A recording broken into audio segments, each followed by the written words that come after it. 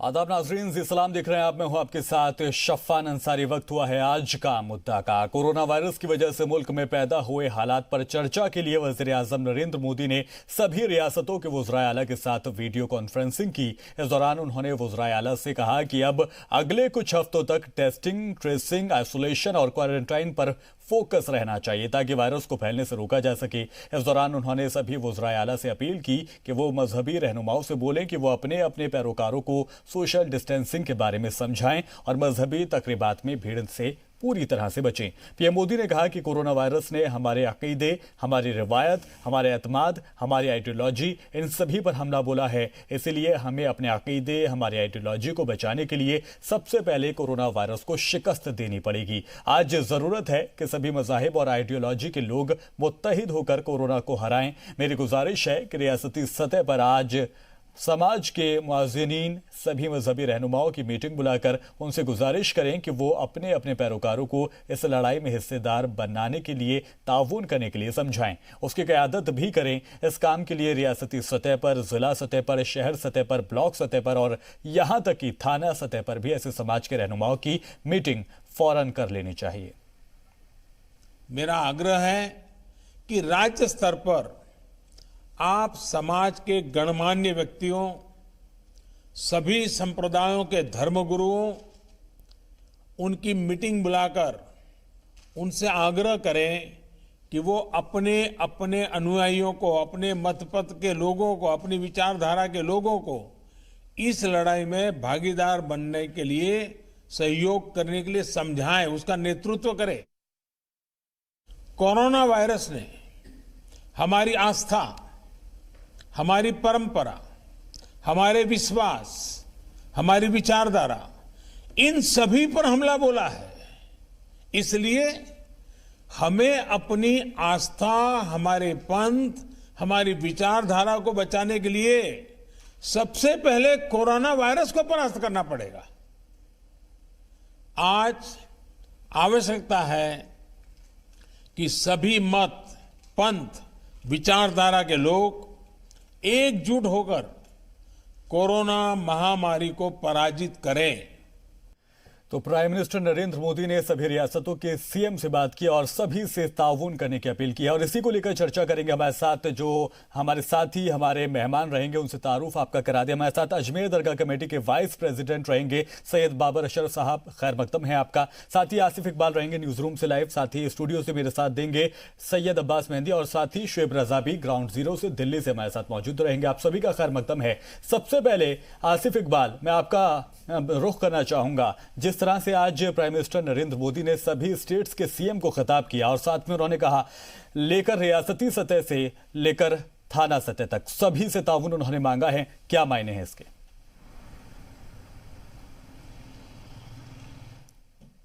वज़ीर आज़म इस जो पूरी दुनिया में जो एक सबसे बड़ी वबा इस वक्त बनी हुई है, परेशानी का कारण सबसे बड़ा बना हुआ है, जिससे लोग हैरान, परेशान और बिल्कुल आप कह लीजिए कि लोग घरों में कैद से हो गए हैं। ये ज़रूरी है कि घरों में आप रहेंगे तो आप सुरक्षित रहेंगे, लेकिन इस बात को ऐसे ही चर्चा करने की ज़रूरत है क्योंकि साफ तौर पे है कि वज़ीर आज़म ने जिस तरीके से तमाम मुल्क को एक साथ पिरोया है, एक साथ पूरे मुल्क को चाहा है कि ये मैसेज जो है वो पूरी दुनिया में जा सके कि देखिए हिंदुस्तान कितने मजबूती से अपने नियम, कानून, कायदे को मानता है। और आज मैं आपको बता दूं, एक बेहद अहम जानकारी है कि WHO ने हिंदुस्तान की बड़ी जमकर तारीफ की है। उन्होंने कहा है कि जिस तरीके से इस वबा पे लड़ाई में हिंदुस्तान की सरकार, हिंदुस्तान के लोगों ने साथ दिया है, वो काबिले तारीफ है और पूरी दुनिया में एक मिसाल बनकर कायम हुआ है। देखिए साफ तौर पे है कि वजीर आजम लगातार लोगों से बात कर रहे हैं। पहले उन्होंने बात की, जितने बड़े साइंटिस्ट हैं उनसे बात की, फिर वजीर आलाओं से बात की, उसके बाद जितने मिनिस्टर हैं उनसे बात की, फिर दुनिया के जितने न्यूज चैनल्स के जितने भी ऑनर हैं उनसे बात की, उसके बाद रेडियो जॉकी से बात की, बड़े बड़े कारकुनान जो है उनसे बात की। उसके बाद उनको मालूम है कि सबसे बड़ी जिम्मेदारी हिंदुस्तान में अगर है तो वो जो धर्मगुरु हैं उन लोगों की है। और आज उन लोगों से भी उन्होंने अपील की है इल्तिजा की है कि आप लोग अपनी जिम्मेदारियों को समझे और सबसे बड़ी जिम्मेदारी का वक्त आपका आ गया है और आप तमाम हिंदुस्तान के लोगों से, अपने अपने मजहब के लोगों से, अपने अपने मानने वालों लोगों से आप कहें कि आप लोग घरों में रहें, लॉकडाउन का पालन करें, जिससे इस कोरोना जैसे महामारी को हम रोक लगा सके, इस पर हम पूरे तरीके से काबू पा सके और इस पर हम विजय पा सके, क्योंकि जितना जल्दी हम इस पर विजय पाएंगे उतनी जल्दी हम आगे बढ़ेंगे। ठीक है, इस बीच एक बड़ी खबर का रुख करेंगे। इस वक्त की बड़ी खबर आपको बता दें, मौलाना महमूद मदनी का बड़ा बयान सामने आया है। सोशल डिस्टेंस की पासदारी करें, सोशल डिस्टेंसिंग को खत्म करना चाहे वो नमाज के नाम पर हो, ये हराम होगा। एक बहुत बड़ा बयान आपको बता दें, मौलाना मदनी ने बयान दिया है सोशल डिस्टेंसिंग को लेकर। उन्होंने कहा है कि इसकी पासदारी कीजिए और सोशल डिस्टेंस को खत्म करना चाहे वो नमाज के नाम पर हो, ये पूरी तरह से हराम इसको करार दिया गया है।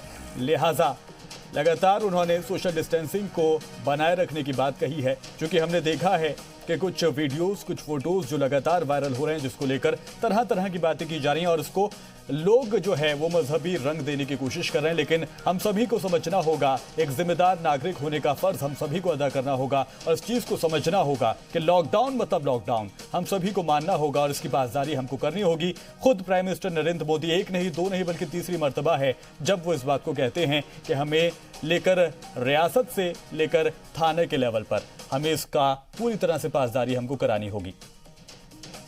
तो सोशल डिस्टेंसिंग की पासदारी करें, यह कहना है मौलाना मदनी का। और इससे पहले भी हमने देखा है कि उलेमाओं की तरफ से अपील की गई है कि हम सभी को इसकी पासदारी करनी होगी। एहतियात बहुत बड़ी चीज़ है, एहतियात करना हम सभी के लिए है, क्योंकि इसको अगर हम नहीं करते हैं, इसकी पासदारी अगर हम नहीं करते हैं लॉकडाउन की, तो इसकी वजह से न सिर्फ हम खुद को खतरे में डालते हैं, बल्कि अपने आसपास वालों को, अपने भाई को, अपने परिवार वालों को, सबके लिए हम खतरा बन सकते हैं। लिहाजा अब खुद मुस्लिम तंजीमों ने इसका रुख किया है। और आपको ये भी बता दें कि आज हमने देखा जिस तरह से इंदौर का वाकया पेश आया, 10 लोगों ने जो बदतमीजी की थी, बदसलूकी की थी डॉक्टर्स के साथ, उसके बाद उनके खिलाफ एक्शन लिया गया, 7 लोगों की गिरफ्तारी हो गई है, 3 लोगों की तलाश अभी बाकी है। उसके बाद ही इंदौर से ही राहत इंदौरी, जो कि बहुत मकबूल, बहुत मारूफ शायर हैं, उन्होंने भी इस बात को लेकर मजम्मत इस मामले की थी। और हमें समझना होगा कि ये वक्त एकता का है, हमें पासदारी इसकी करनी होगी। न सिर्फ मजहबी रहनुमा, न सिर्फ रियासती, बल्कि सियासी रहनुमा, सभी इस बात की अपील लगातार कर रहे हैं। और अब मैं रुख करना चाहूँगा सैयद बाबर साहब का, जो कि वाइस प्रेसिडेंट हैं अजमेर दरगाह कमेटी के। अब जिस तरह से हम देख रहे हैं कि लगातार सियासी लोग जो थे, सियासतदान जो थे, वो लगातार ये कह रहे हैं कि हमें जो लॉकडाउन है उसकी पासदारी करनी होगी। लेकिन अब जिस तरह से हमने इस बड़ी खबर को बताया, जिसमें मौलाना मदनी ने कहा है कि अगर आप इसकी पासदारी नहीं कर रहे हैं तो ये कहीं ना कहीं हराम है। देखिए, मैं आज जो इनिशिएटिव माननीय प्रधानमंत्री जी ने लिया और तमाम धर्म गुरुओं से बात करने की कोशिश, जो सोशल, यहाँ पे हिंदुस्तान को सूफी संतों का देश है और हर आदमी जो है किसी न किसी गुरु से, किसी न किसी धार्मिक गुरु से जुड़ा हुआ है, मेजॉरिटी उसकी। जाहिर सी बात है वो उनके कथन को आदर देती है, सम्मान करती है और इस बात को बेहतर तरीके से माननीय प्रधानमंत्री जी भी जानते हैं और उनका ये इनिशिएटिव जो है वो काबिल सताइश है। हम लोगों ने भी आज जो है वो तमाम उलमा से, मशाइखीन से, हमने अभी थोड़ी देर पहले शेखुल इस्लाम साहब से, जो कि बहुत बड़े स्कॉलर्स के तौर पर हज़रत मदनी मियां साहब किशोर शरीफ से मैंने उनसे भी बात की। उन्होंने कहा कि जो सेंट्रल गवर्नमेंट की गाइडलाइन है, ये बिल्कुल लोगों के ऊपर लाजिम है कि वो उस गाइडलाइन को फॉलो करें और इस मौजूदा हालत में हर इसको धर्म की बुनियाद के ऊपर या इसको कोई कलर देने की जरूरत नहीं है। ये सबके हित में है और देश को बचाने के लिए, इंसानियत को बचाने के लिए, यहाँ के समाज की तरक्की के लिए और इस वबा से इस मुल्क को आजादी दिलाने के लिए जो सेंट्रल गवर्नमेंट कर रही है, उसको, उसके एक एक हर लाइन को फॉलो करने की सख्त जरूरत है। और जो यानी कि एक तबलीगी अरसे से ये बात आ रही थी कि वो तबलीगी जमात का इशू उठा था, तो वो सारी चीजें जो भी हैं ये सब बाद में डिस्कशन होगा। आज की तारीख में सबको, हर, चाहे वो तबलीगी जमात से वाबस्ता हो, चाहे वो हिंदू किसी संगठन से वाबस्ता हो, चाहे सूफी ऑर्गेनाइजेशन से वाबस्ता लोग हो, सबकी जिम्मेदारी है कि मुल्क को इस वबा से आजादी दिलाए और उसमें भरपूर कॉपरेट करें। और सेंट्रल गवर्नमेंट, जाहिर सी बात है, डॉक्टर्स ने गाइडलाइंस इशू की है, इंटरनेशनल WHO ने जो है वो गाइडलाइंस इशू की है कि ये तरीकेकार है कि आप अपने आप को सोशल डिस्टेंसिंग के जरिए ही इस वबा से बचा सकते हैं। और आज हिंदुस्तान में अगर आप देख रहे हैं कि जो संख्या कम है और दूसरे ममालिक के जो तरक्की पसंद ममालिक है, यूरोप आप देख लें, यूरोप में 30,000 से ज्यादा मौतें हो चुकी हैं और US के अंदर तकरीबन 2-2.25 लाख के करीब केस हो चुके हैं। हमारे यहाँ 130 करोड़ लोगों को बचाना, ये और उसके लिए इतना बड़ा इनिशिएटिव करना, लॉकडाउन करना, मैं इसके लिए प्रधानमंत्री जी को मुबारकबाद देता हूं और हिंदुस्तान के लोगों को भी इस बात के लिए जो है वो उनकी सराहना करता हूं कि उन्होंने फॉलो किया। और जो लोग नहीं कर रहे हैं वो ये समझ ले कि वो अपने बाल बच्चों के, न अपने घर के क्या नाम है, सभी के लिए दुश्मन है और साथ और देश को कमजोर करने में जो है वो अपना रोल। ठीक है। और इस बीच में सैयद अब्बास मेहदी जो कि स्टूडियो से हमें ज्वाइन किए हुए हैं, उनका रुख करना चाहूंगा। सैयद अब्बास मेहदी, जो ये बयान है मौलाना महमूद मदनी साहब का, उन्होंने साफ तौर पर कह दिया कि अगर आप इसकी पासदारी नहीं कर रहे हैं तो हराम है। हराम और हलाल, यही फर्क है जो ईमान के दरमियान। जी हाँ, देखिए, मैं लगातार ये बात पिछले कई दिनों से कह रहा हूँ कि इस्लाम जो है वो दीन फितरत है। कोई भी ऐसा कदम, कोई भी ऐसा एक्ट, कोई भी ऐसा काम जो इंसानियत के खिलाफ हो, जिससे किसी की जिंदगी जा रही है, उसके लिए हरगिज इस्लाम मना करता है, रोकता है।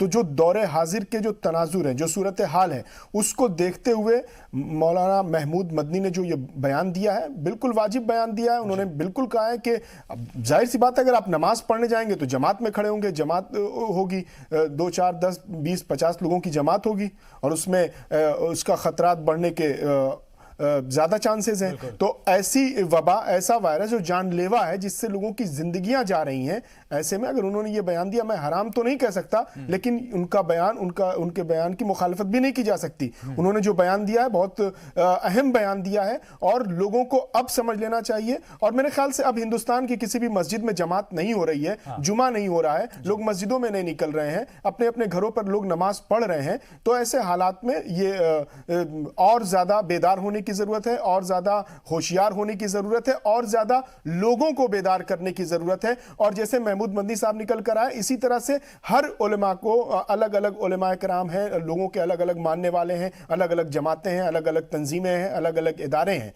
तमाम उलेमा, अकाबरीन, मशाइख, मिल्लत के रहनुमा, रूहानी पेशवा, इन तमाम लोगों को निकलकर सामने आना चाहिए और इस तरह से बयान देना चाहिए, अपने अपने मद्दाहों को, अपने अपने मानने वालों को, अपने अपने पैरोकारों को ये पैगाम देना चाहिए कि इस वक्त जो मरकजी हुकूमत की जानिब से जो हिदायतें जारी की जा रही हैं, उस पर सख्ती से अमल करें और दूसरों को हिदायत दें। बिल्कुल ठीक है। और इस बीच मैं रुख करना चाहूंगा शेब रजा, जो कि ग्राउंड जीरो पर मौजूद हैं, दिल्ली से हमारे साथ जुड़े हुए हैं। शेब रजा, दिन भर आप बाहर रहे, क्या कुछ कहता है? लोग अभी लॉकडाउन की पासदारी कर रहे हैं या नहीं? चूंकि प्राइम मिनिस्टर नरेंद्र मोदी एक या दो नहीं बल्कि तीसरी मर्तबा है जब उन्होंने कहा कि लॉकडाउन का पालन आपको करना है। अपने साथियों से भी बोलिए कि वो भी करें।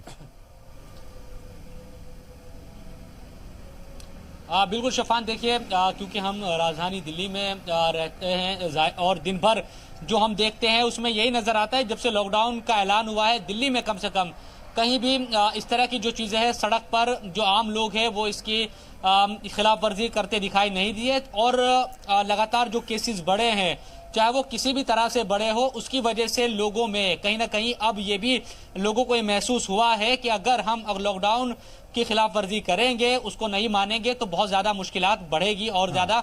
इसलिए कम से कम दिल्ली की जहाँ तक बात है, या देश के दूसरे हिस्सों में भी कई जगहों से चुटपुट इस तरह की जो खबरें हैं वो ज़रूर आती है कि लोगों की जो भीड़ थी कई जगहों पर वो इकट्ठा हुई, या राशन को लेकर या कई दूसरी तरह की जो खबरें हैं वो आती है। लेकिन लोग बेदार हुए हैं, लोगों को ये समझ आया है। इसीलिए WHO की तरफ से ये कहा गया है कि भारत जिस तरह से कोरोना वायरस के खिलाफ लड़ाई लड़ रहा है, उसकी जो तारीफ की गई है WHO की तरफ से, वो इसी बिना पर है क्योंकि हिंदुस्तान की जो आवाम है वो बेदार हुई है। लेकिन तब भी जिस तरह से वज़ीर आज़म की तरफ से एक दरख्वास्त, ये अपील की गई है मजहबी रहनुमाओं के लिए कि वो अपने अपने जो उनके फॉलोवर्स हैं उनको समझाए कि इसका सख्ती और बहुत ही ज्यादा जिम्मेदारी के साथ लॉकडाउन का पालन करें। वो इसीलिए क्योंकि हमारा जो मुल्क है यहाँ पर चाहे किसी भी मजहब के मानने वाले लोग हो या फिर अगर खासतौर पर मुसलमानों की बात करते हैं, किसी भी मसलक के मानने वाले लोग हो, यकीनन उन तमाम लोगों पर मजहबी रहनुमाओं का एक असर है, उनकी अपीलों का एक असर होता है। इसीलिए वज़ीर आज़म की तरफ से अब ये कहा गया है कि तमाम जो मजहबी रहनुमा है वो अपील ये दरख्वास्त करे कि इस लॉकडाउन की खिलाफ वर्जी ना करे, इसके खिलाफ जाकर बाहर कोई ना निकले, सोशल डिस्टेंसिंग की जो बात है वो बनी रहे। लेकिन तब भी कई जगहों से इस तरह की खबरें जरूर आई कि छिटपुटी खबरें जरूर आई, लेकिन उनको भी खत्म करने की जरूरत है। जो 21 दिन का लॉकडाउन का ऐलान किया गया था, अगर वो बेहतर तरीके के साथ इसका पालन किया जाता, अब तक पिछले दिनों में हमने देखा है कि कई जगहों पर चाहे वो दिल्ली से पलायन का मामला हो या तबलीगी जमात का जो मसला है, इन दो बड़ी घटनाओं को अगर ये घटनाएं भी ना होती तो यकीनन इस 21 दिनों में ही इसका एक तरीके से रिजल्ट आ जाता। लेकिन एक तरीके से वज़ीर आज़म की तरफ से ये भी कहा गया है कि 21 दिनों के बाद जब लॉकडाउन खत्म होगा तो पाबंदियां खत्म नहीं होगी। वो इसीलिए है क्योंकि केसेस जो बढ़े हैं उन्होंने फिक्र जाहिर बढ़ा दी है लोगों की, और तमाम जो जानकार है वो इस बात को कह रहे हैं कि और ज्यादा वक्त शायद लग सकता है। लेकिन अभी भी अगर हम अपनी जिम्मेदारी को नहीं समझेंगे, लोग अभी भी अपनी जो जिम्मेदारियां है उसको नहीं समझेंगे तो फिर चीजें और बढ़ेगी। इसलिए सबकी जिम्मेदारी है, इज्तिमाई तौर पर, सामूहिक तौर पर ये सबकी जिम्मेदारी है कि वो इस मुश्किल घड़ी में एक साथ खड़े हो और जो भी हिदायत है इंतजामिया की, हुकूमत की, उस पर पूरी मुस्तैदी के साथ अमल करे। यही कोशिश होनी चाहिए और इसी की लगातार अपील और दरख्वास्त की जा रही है। आसिफ, आपके पास में आना चाहूँगा। हमने ये देखा जब लॉकडाउन के लिए कहा गया और लॉकडाउन के ऊपर लोगों ने पासदारी भी की, ऐसा नहीं है, और लेकिन कुछ लोग ऐसे थे, कुछ तस्वीरें भी हमने देखी, खासकर दिल्ली से मुत्तसिल जो भी बॉर्डर हैं वहाँ पर हमने देखा था कि हज़ारों की तादाद में भीड़ थी। और उसके बाद ये जो मामला सामने आया है जहाँ पर तबलीगी जमात था, कहीं ना कहीं इन लोगों ने, कहा जा सकता है, देखिए ये जिम्मेदार तो हैं, साथ ही साथ हम ये भी कह सकते हैं कि जो 21 दिन वो जो लॉकडाउन था उसके लिए जो लोगों ने मेहनत की थी, उसकी मेहनत पर पलीता लगाने का काम दरअसल इन लोगों ने कर दिया है। एक बात मैं आपको बताऊं सफान की, इस बात पे हम लोग आगे डिस्कस करें, लेकिन उससे पहले एक बहुत बड़ी घटना की और हमें बहुत भरपूर मजम्मत करनी चाहिए, और हम तमाम लोग कर रहे हैं। खासतौर पे जी सलाम इसकी भरपूर मजम्मत कर रहा है। जिस तरीके से जितने भी स्वास्थ्यकर्मी इस वक्त हैं वो दुनिया में हिंदुस्तान के लिए एक रहनुमा से कम नहीं है। वो लोग जगह जगह जा रहे हैं, वो घरों घर पहुंच रहे हैं, लोग अपनी तमाम परेशानियों को अपने घर पे छोड़ के आ रहे हैं और लोगों की मदद करने के लिए वो ग्राउंड जीरो पे जाते हैं। ये तमाम चीजें देखते हुए कि इस तरह का माहौल है, इस कदर लोग डरे सहमे लोग अपने घरों में हैं, और वो लोग जो आज स्वास्थ्यकर्मी हैं, जो हेल्थ को जो सिक्योर कर रहे हैं तमाम दुनिया के लोगों को, हिंदुस्तान के लोगों को, उनके ऊपर अगर पत्थर फेंका जा रहा है, उनके ऊपर अगर थूका जा रहा है तो वो उन पे नहीं बल्कि खुद पे वो पत्थर मार रहे हैं और खुद के ऊपर थूक रहे हैं। ऐसा काम कर रहे हैं लोग, और इसकी भरपूर मजम्मत करता है जी सलाम। और मेरे साथ जितने भी लोग हैं वो भी तमाम लोग इस बात से इत्तेफाक रखेंगे कि ऐसी घटनाओं को न कभी हिंदुस्तान ने माना है, न माना था, न मानेगा, और हिंदुस्तान का रहने वाला कोई भी बासिंदा इस तरह की घटना को बिल्कुल नहीं मानने वाला। हमारे साथ बाबर साहब हैं, मैं बाबर साहब से एक छोटा रिएक्शन लेना चाहता हूं। सफान, बाबर साहब बताइए, जिस तरीके से हिंदुस्तान में स्वास्थ्य कर्मी जो है, जो आपके देखरेख के लिए बने हुए, जो तमाम परेशानियां झेलते हुए सड़कों पर जा रहे हैं, तमाम दिक्कतें झेलते हुए आपके पास जा रहे हैं, उनके ऊपर पत्थर चलाना, उनके ऊपर थूकना कितना जायज समझते हैं और कितना नाजायज समझते हैं? एक रिएक्शन जरूर चाहता हूं मैं बाबर साहब आपसे। नहीं, ये तो बड़ी जाहिलियत, और यदि कि मैं अगर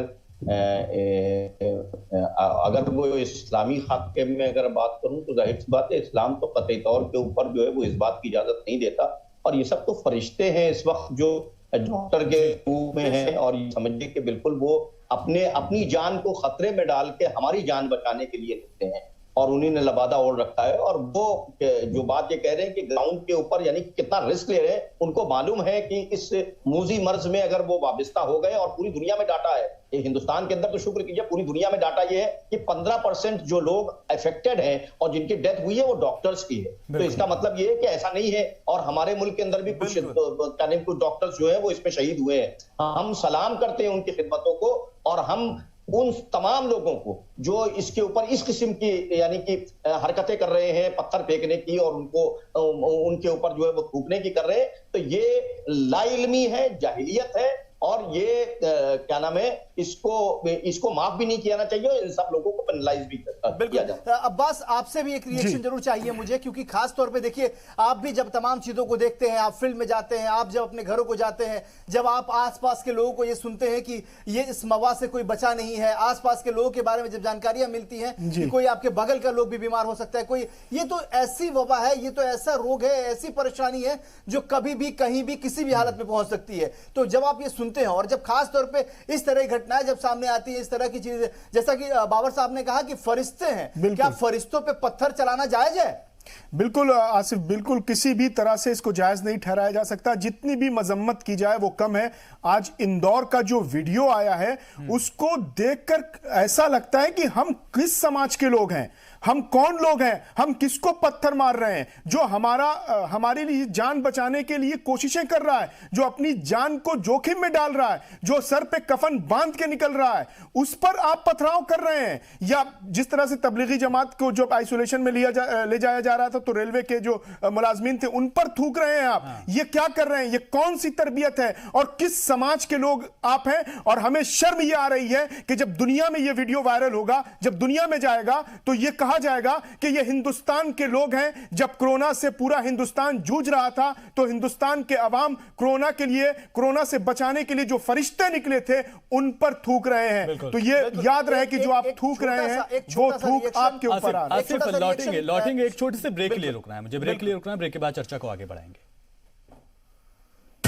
ब्रेक के बाद चर्चा में आगे बढ़ेंगे। आसिफ, मैं आपके पास आना चाहूंगा, जिसको लेकर हम अभी चर्चा कर रहे थे कि लोग थूक रहे हैं, लोग पथराव कर रहे हैं। इसके पीछे मैं एक बात आपको बताना चाहूंगा। एक SMS है, एक मैसेज है जो व्हाट्सएप पे बहुत सर्कुलर हो रहा है। उसमें दरअसल ये कहा जा रहा है कि कुछ लोग हैं जो डॉक्टर्स बन के आ रहे हैं और वो लोग एक खास समुदाय के लोगों को पकड़ते हैं और उनको कहते हैं कि आपको जरूरत है आइसोलेशन की, क्वारंटाइन की। उसके बाद वो ले जाते हैं और तरह तरह के इंजेक्शन उनको लगाया जाता है ताकि वो बीमार हो जाए। तो इस तरह का एक SMS भी बताया जा रहा है कि जो वायरल हो रहा है उसके लिए लोग इस तरह की हरकतें कर रहे हैं। बिल्कुल, बहुत वाजिब आपका है सवाल है और बहुत वाजिब सी बातें हैं, क्योंकि वायरल बहुत सारी चीजें हो रही है, बहुत फेक न्यूज है। और आज सेंट्रल गवर्नमेंट ने एक अपने तरफ से एक सर्कुलर भी जारी किया है, एक नंबर जारी किया है कि अगर आपको कहीं भी कोई भी फेक न्यूज नजर आती है तो तुरंत व्हाट्सएप कीजिए, उसका हम फेक न्यूज को जांच करेंगे और जो भी दोषी होंगे उनके खिलाफ कड़ी से कड़ी कार्रवाई होंगे। लेकिन सबसे एक छोटी सी चीज मैं रिएक्शन चाह रहा था शोएब की, क्योंकि शोएब लगातार फील्ड में रहते हैं। इस तरह की घटनाएं जो खास तौर पे हम लोगों ने इंदौर की घटना देखी, चाहे दिल्ली की घटना देखी, क्या शोएब ऐसी घटनाएं आपके साथ भी या आपकी टीम के साथ या आपके जानने वाले के साथ भी इस तरह की घटनाएं होती हुई हैं, या फिर कभी आपने कभी इस तरह की चीजों को महसूस किया है?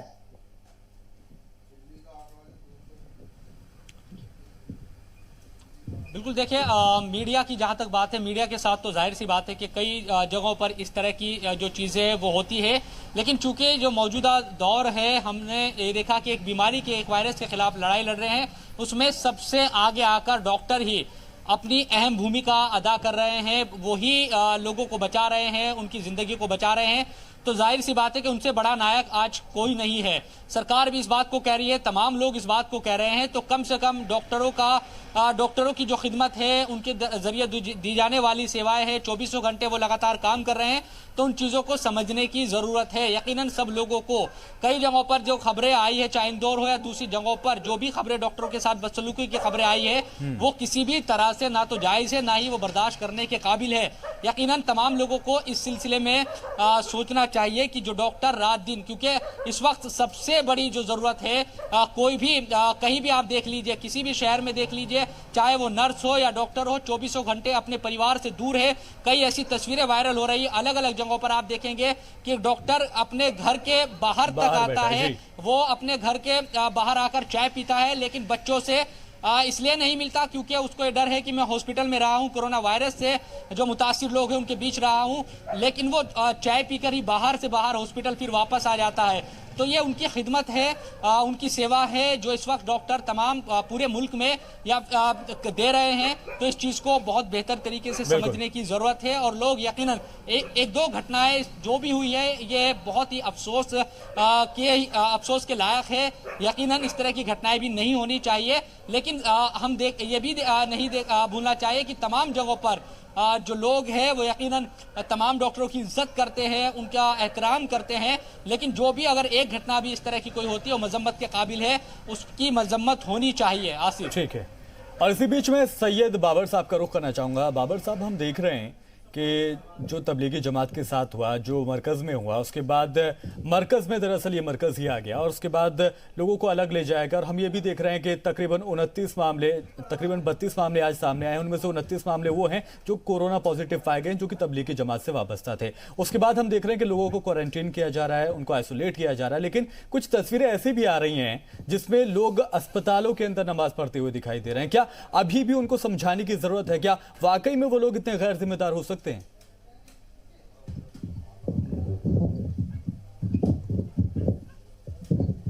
देखिए, ये तो जिद है और हटी है। मैंने जिससे बताया कि कई बार ये हो चुका है, इस्लाम जो है वो दीन फितरत है और वो इंसानों के लिए बना हुआ है और के अंदर इंसान की जिंदगी की कीमत बहुत आला है जी। वहां पे किसी हालत में कंप्रोमाइज नहीं किया जा सकता। हमारे असलाफ ने, आक़ाए-दो-जहां सल्लल्लाहु तआला अलैहि वसल्लम ने ऐसे हालात के अंदर आपको क्वारंटाइन की इजाजत दी है, तो ये जिद करना और यही दो चीजें हो रही हैं। मैं बड़े अफसोस के साथ कहूंगा, और मैं उनके तबलीगी जमात के, मैं उनका कोई स्पोक्स पर्सन नहीं हूं, लेकिन उनके लोगों से कहूंगा जो उनको फॉलो करते हैं कि वो आज की तारीख में ये अपनी तरफ से गाइडलाइंस इशू करें कि जो लोग मरकज से जा चुके हैं अपने अपने इलाकों के अंदर, वो छुपने की कोशिश कर रहे हैं। जब उन्हें ट्रेस किया जा रहा है या पुलिस जा रही है या वहां का एडमिनिस्ट्रेशन जा रहा है इस बात के लिए कि उनको क्वारंटाइन करें, तो वो चाहते हैं कि हम अपने घर में छुप जाएं या किसी मस्जिद के अंदर छुपे रहे।